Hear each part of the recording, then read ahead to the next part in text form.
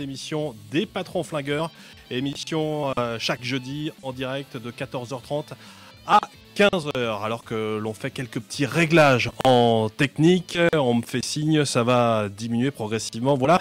C'est parfait, merci à toi Adrien. Pour cette émission, aujourd'hui, je reçois Richard Thirier, président national du CJD. On rappelle que le CJD, c'est le Centre des jeunes dirigeants. Vous êtes par ailleurs, Richard, à la tête de plusieurs PME dans le secteur industriel du côté de Saint-Nazaire. Bonjour Richard Thirier. Bonjour Simon, bonjour à tous.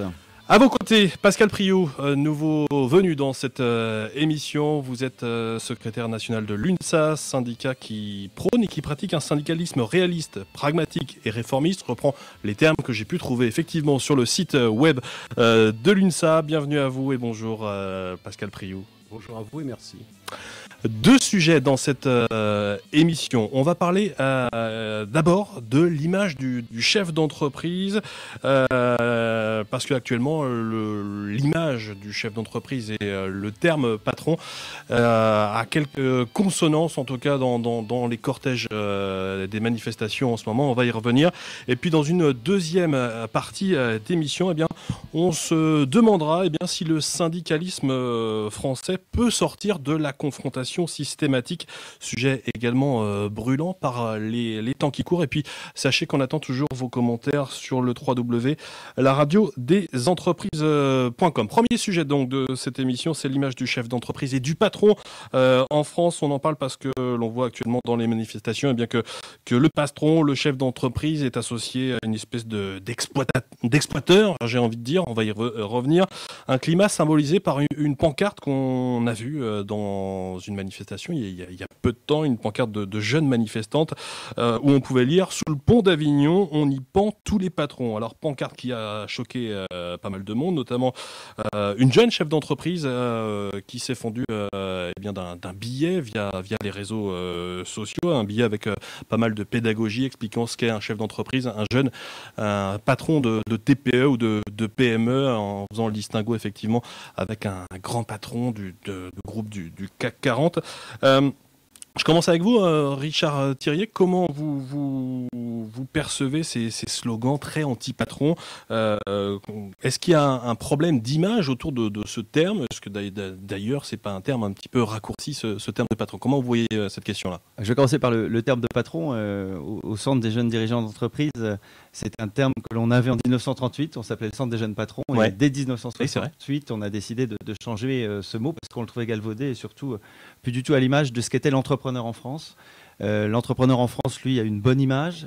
C'est celui qui, au quotidien, prend des risques, mais prend des risques pour un collectif de salariés, un collectif donc qui est celui qui fait avancer son entreprise et c'est celui-là qui a une bonne image. Après, l'image des patrons telle qu'elle est véhiculée, et notamment à travers les salaires qu'on peut avoir chez les grands dirigeants salariés, fait que c'est plutôt celle-là qu'on voit et c'est un peu dommage.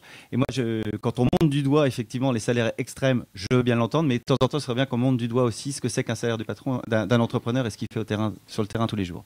On va y revenir, notamment sur cette question du salaire qui fait peut-être aussi qu'on fait de certaines amalgames dans la population. Parce qu'il y a un problème d'image autour du terme patron, de chef d'entreprise. Comment vous voyez ça ? Bonjour à tous. Moi d'abord, je trouve qu'il y a un problème de caricature dans ce pays. On caricature tout. On caricature les patrons, on caricature les syndicalistes, on caricature les politiques. Au bout du bout, on caricature tout ce que sont les corps intermédiaires. Ouais. Et là, moi, je pense qu'il y a un vrai danger. Alors moi, je vais vous dire, on est une jeune organisation, nous. Et on se crée en 93. Notre première affiche, c'était de dire, la première affiche de l'UNSA, c'était le vrai problème des syndicats, ce n'est pas de convaincre le patronat, c'est de convaincre les salariés. Au travers de cette expression, on donne bien l'image de ce qu'on veut être. Moi, je ne suis pas là pour pendre les patrons tous les jours. C'est quelque chose qui vous a choqué, par exemple, pour revenir sur cet épiphénomène, entre guillemets. Tout comme il me choque qu'on puisse caricaturer l'ensemble du monde des syndicats. Il y a des patrons qui peuvent être des patrons voyous. Il peut y avoir des syndicats déconnants. Mais en même temps, on ne peut pas caricaturer parce qu'on jette l'eau avec le bébé du bain. Et c'est très dangereux. C'est très dangereux pour la démocratie, c'est très dangereux pour la démocratie sociale. Et la démocratie politique, d'ailleurs. Donc, au bout du bout, c'est les populismes qui gagnent là-dedans.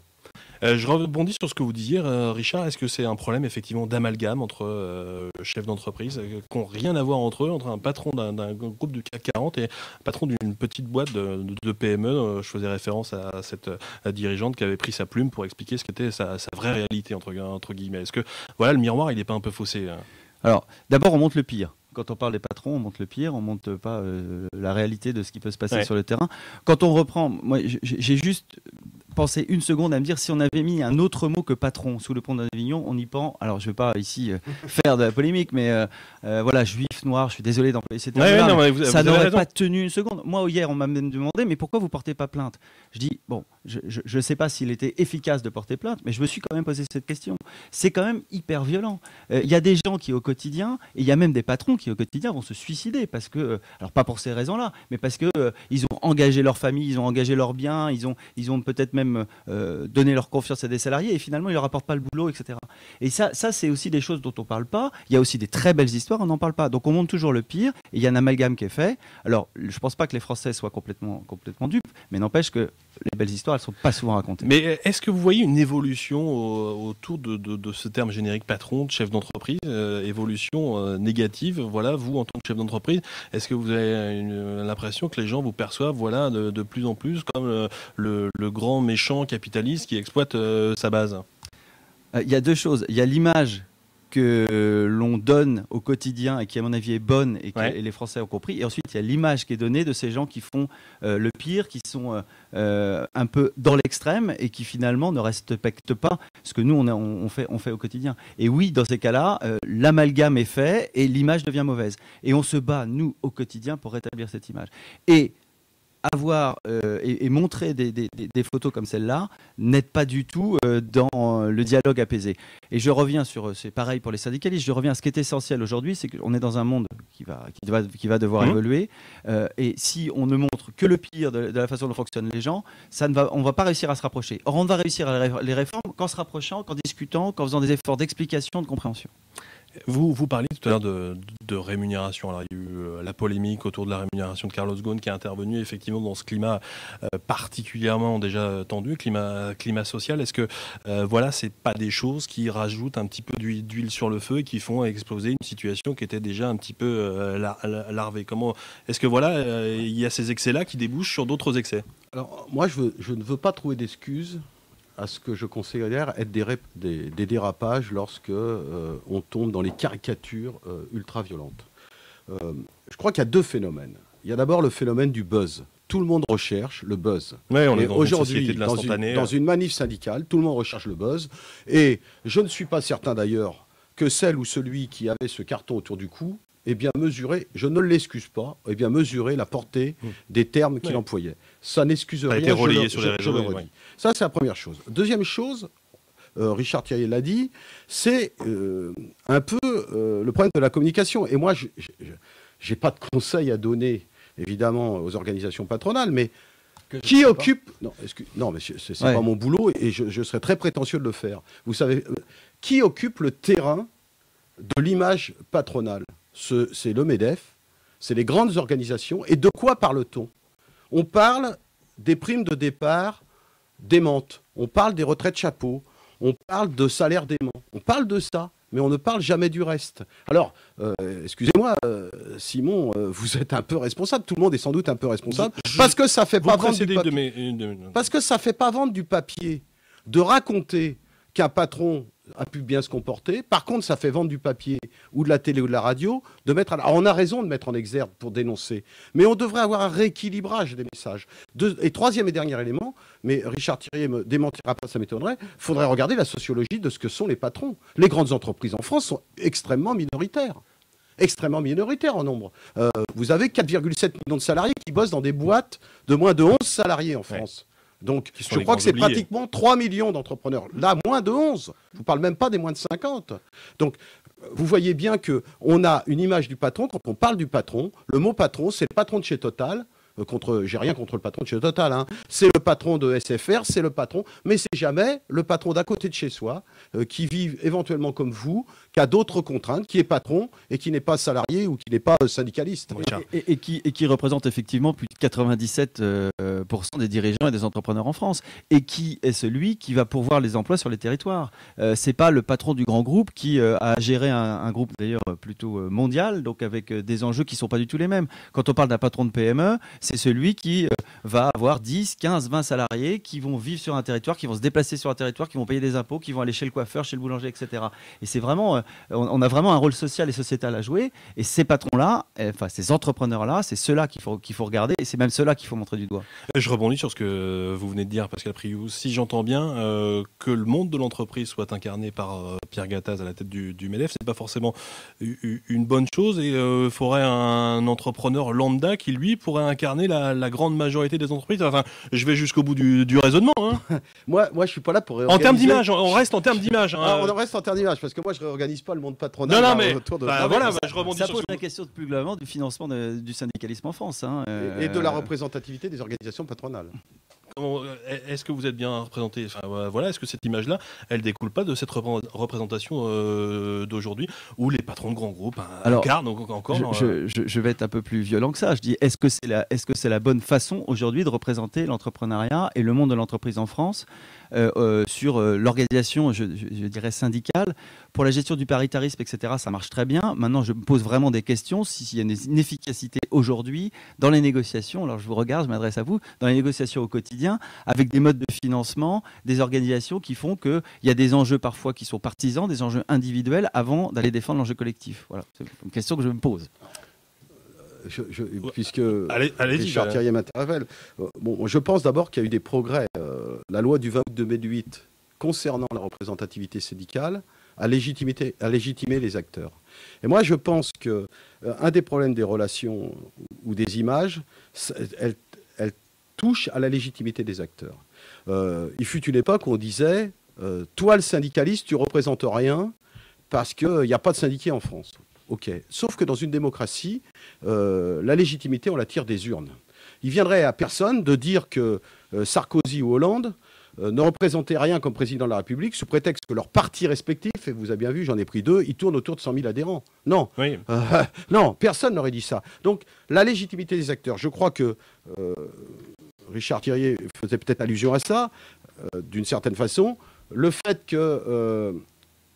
il y a un accord qui a été trouvé récemment, visiblement, entre la CGPME et le MEDEF et l'UPA pour trouver un mode pour régler la légitimité des acteurs patronaux au niveau syndical est une bonne chose parce qu'il n'y aura plus de contestation. Et à partir de ce moment-là, quand il n'y a plus de contestation sur la légitimité, le respect s'impose. Parce que si moi je suis face à M. Thiriet et qu'il ne me considère pas comme légitime, il ne me respecte pas et on va tomber dans des jeux de rôle où il sera le patron évidemment voyou, et moi le syndicalisme évidemment débile. Donc non mais je caricature. Ouais, à partir du moment où le sujet du départ. Hein, à partir du moment où moi je suis face à un représentant patronal légitime qui porte une parole, qui a été acté, qui est porteur d'un mandat.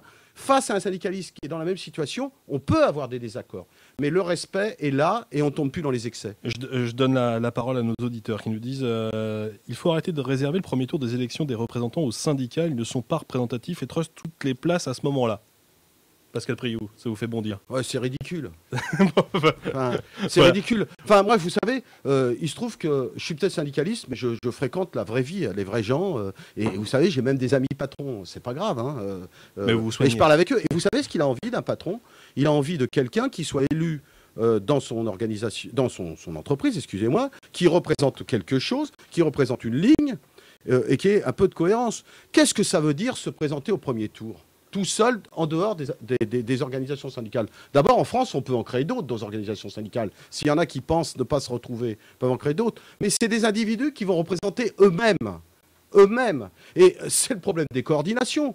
C'est le problème des coordinations. Vous voyez bien, quand un mouvement part avec une coordination, ce mouvement, il peut être très puissant, la coordination peut être très puissante, mais au lendemain d'accord, il n'y a pas de suivi. Alors que quand on a une organisation syndicale, au lendemain d'un accord, il y a un suivi, il y a un engagement. Je prends une autre question qui s'adresse celle-ci à Richard Thiriet. Si on devait utiliser un autre mot que patron, lequel utiliseraient vos invités? Entrepreneur. Ouais, là, j'hésite pas une seconde. L'entrepreneur, c'est celui qui est capable au quotidien de se mettre en risque pour faire avancer une communauté d'acteurs, pour créer une entreprise. Mais moi, je vais rebondir sur la question du syndicalisme dans l'entreprise. Le dialogue social, il s'est installé en entreprise. C'est tout le sujet de la loi El Khomri. Aujourd'hui, le dialogue social, il est là, il est présent. Alors évidemment, on va montrer du doigt les 2% dont on a parlé tout à l'heure, mais il y a quand même aujourd'hui, on a inventé un système qui a fait que le dialogue social s'est installé en entreprise. Et donc, nous, on est tout à fait prêts à avoir des gens avec qui discuter. On les attend même. On est là, on a besoin. Ce qui se passe, moi, j'ai un atelier. Ce qui se passe dans l'atelier, j'ai besoin de savoir ce qui s'y passe. Donc évidemment, j'y vais, mais j'ai pas tous les retours. Avoir un intermédiaire, avoir quelqu'un qui est capable d'entendre les parties prenantes, qui est capable de comprendre les nuances, il nous les faut, syndiqués ou pas syndiqués, il nous les faut. Par contre, et c'est là où moi je trouve, je vais revenir sur la loi El Khomri, c'est la seule chose qui reste, que ça reste au sein de l'entreprise, quoi. Bon, on va prolonger le sujet avec le deuxième thème de cette émission, puisqu'on a gentiment bifurqué dessus. Ce deuxième thème, c'est comment le syndicalisme, effectivement, peut sortir de la confrontation systématique. On le voit actuellement. On voit beaucoup d'affrontements entre syndicats et patronat, entre syndicats et gouvernement. On le voit actuellement avec le blocus des raffineries, peut-être à venir le blocus des centrales nucléaires. Est-ce que ce mode d'action, en tout cas sa récurrence est dépassée aujourd'hui et finalement même brouille l'image des syndicats en général? C'est ce que t'en es à dire le patron de la CFDT ce matin, que le jusqu'au-boutisme nuisait finalement à l'ensemble des syndicats. Comment vous analysez ça, Pascal Priou? Alors écoutez, moi je pense que seule la négociation sociale est la voie de passage. Et donc vous ne reconnaissez absolument pas dans ce pays, l'histoire n'est pas là. Mais pour plusieurs raisons, hein. Sans doute de la faute des organisations syndicales qui sont un héritage assez politisé, etc. Sans doute aussi de la faute du patronat qui n'a quand même pas toujours favorisé, au lendemain de la guerre notamment, mais bien longtemps après, l'implantation d'organisations syndicales, il faut le dire. Donc il y a une responsabilité partagée. Et puis maintenant, il y a quelque chose à forcer. Le compromis social, ce n'est pas une compromission. Le compromis social, ce n'est pas une compromission. Et aujourd'hui, les lignes de fracture qu'il y a, c'est ceux qui vous disent il y a une loi, elle est ce qu'elle est, ce n'est pas le sujet d'aujourd'hui, on retire tout, voilà. Et puis il y en a une autre qui disent il y a une loi, elle n'est pas acceptable en l'état, il y a des choses à modifier, on les fait évoluer et on trouve un compromis. Voilà. Et donc, à partir de ce moment-là, c'est la négociation sociale. Et la négociation sociale à l'intérieur de l'entreprise. D'ailleurs, dans les syndicats les plus protestataires, vérifiez ce qu'ils font dans leur propre boîte. Ici, ça négocie. Ça négocie. Il y a effectivement ce que dit la CGT au niveau national et ce qui se décline dans les entreprises. Je n'ai pas l'impression que ce soit le cas avec M. Thiriet, mais le discours dogmatique, il est fini. C'est le discours pragmatique utile. Utile pour l'entreprise, utile pour les salariés. C'est les patrons qui embauchent. C'est les patrons qui payent, c'est les patrons qui créent la richesse. Mais en même temps, ils ne peuvent pas faire n'importe quoi. Ils doivent le faire avec les salariés. Et un patron intelligent, il y en a beaucoup. Mais il y en a aussi peut-être qui ne le sont pas.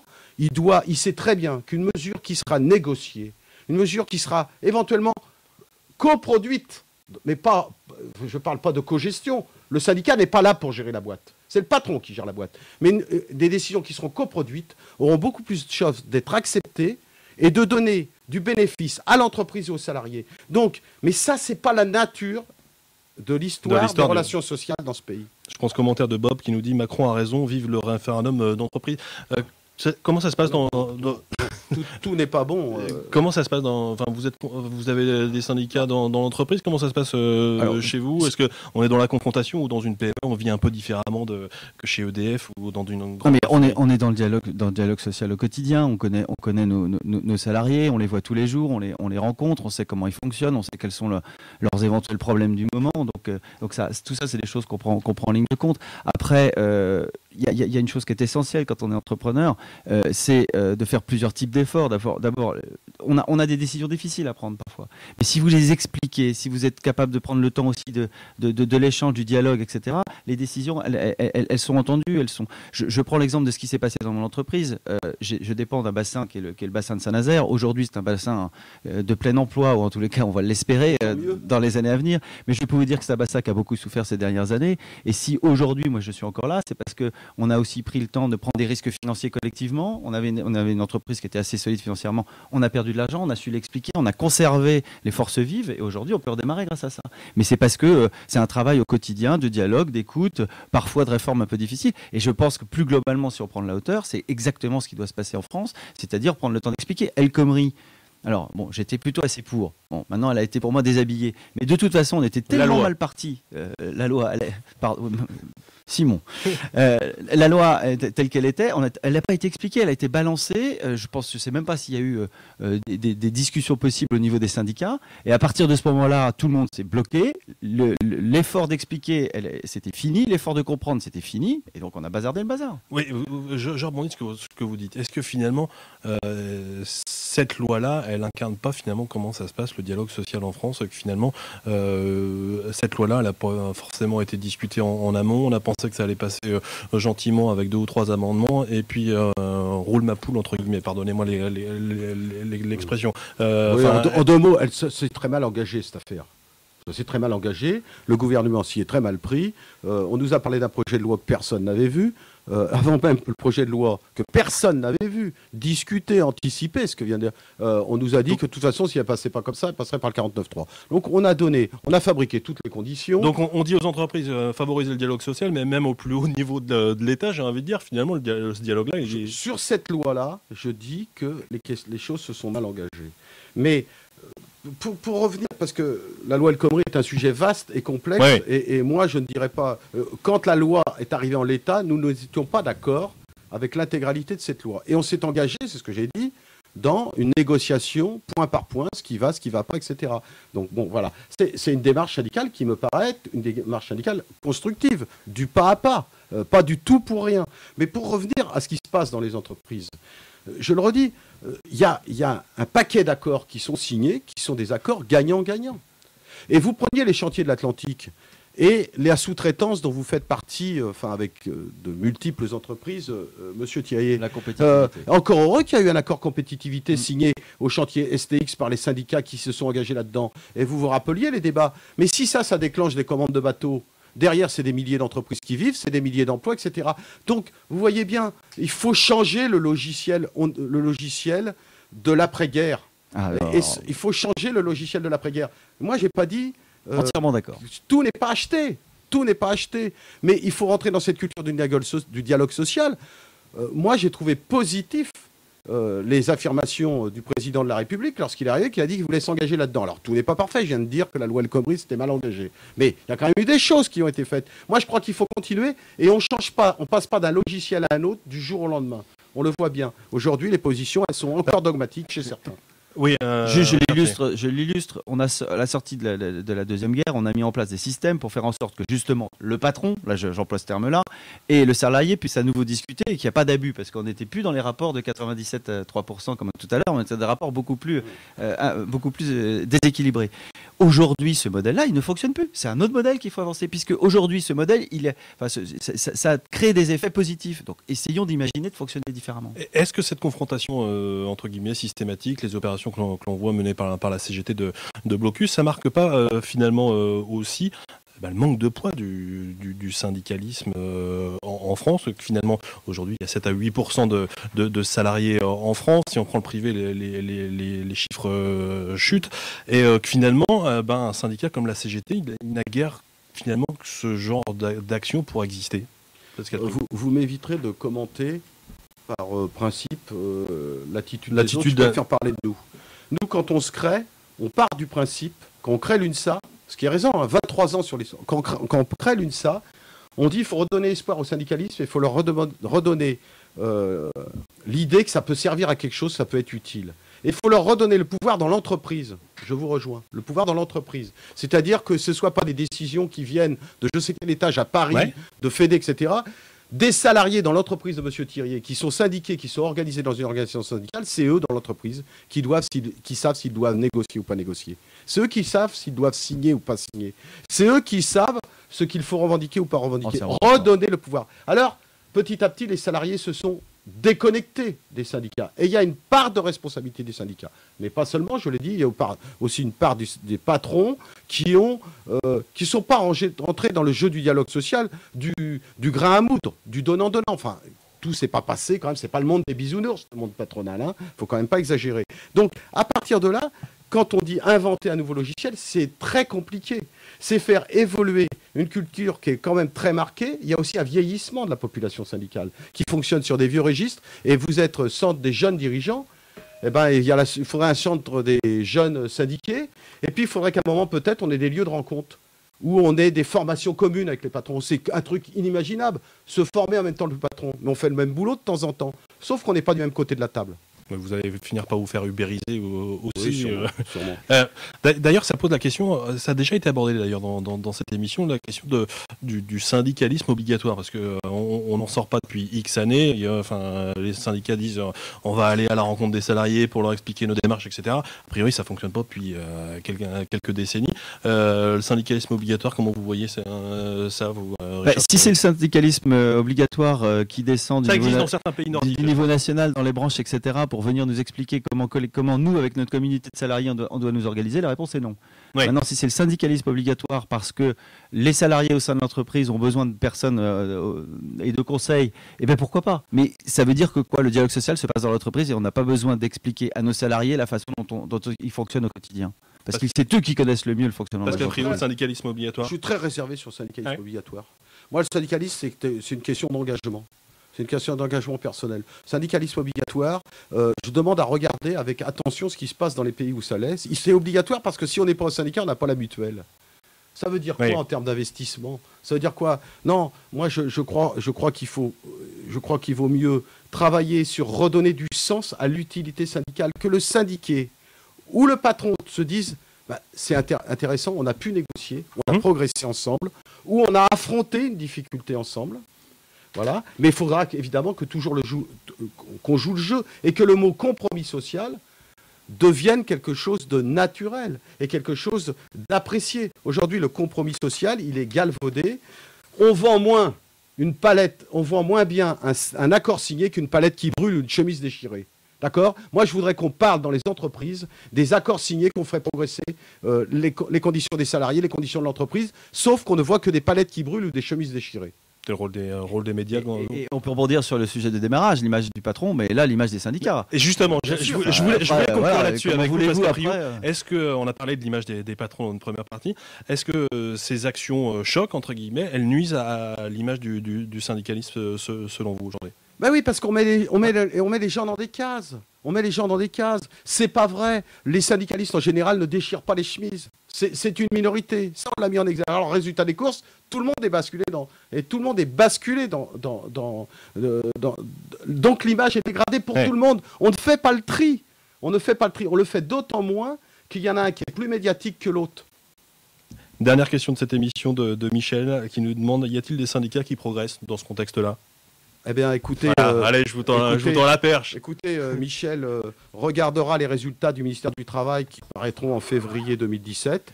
Les syndicats qui progressent, c'est les syndicats dits réformistes, CFDT, UNSA, CGC, CFTC, et puis c'est le juge de paix dans une démocratie. Le mot réforme, le mot nouveau modèle est essentiel. Hein. Donc, voilà. Il nous reste 1 minute 30, je crois, pour vos coups de cœur, coups de gueule du moment. Richard Thiriet. Un coup de gueule, ça va être la violence aujourd'hui dans des manifestations. Le droit de grève, très bien, mais la violence, non. Et donc, c'est l'image que ça donne. Et le coup de cœur, ça va vraiment être de se dire qu'il y a encore des citoyens qui aujourd'hui se bougent, qui aujourd'hui vont chercher de l'essence parce qu'ils ont envie d'aller travailler, parce qu'ils ont envie de faire avancer la société. Est-ce que le coup de cœur, dommage, je vais être d'accord avec le patron. Moi aussi, j'avais marqué, puisque c'était préparé.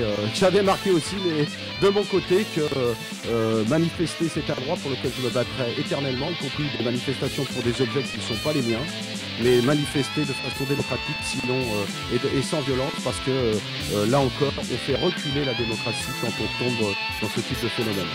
Merci à tous les deux, vous vous êtes retrouvés donc sur cette dernière partie d'émission. Merci à vous, Pascal Priou de l'INSA, merci à vous, Richard Thiriet pour le CJD. Vous retrouvez cette émission en podcast sur le www.laradiodesentreprise.com. À bientôt, ciao, bye bye.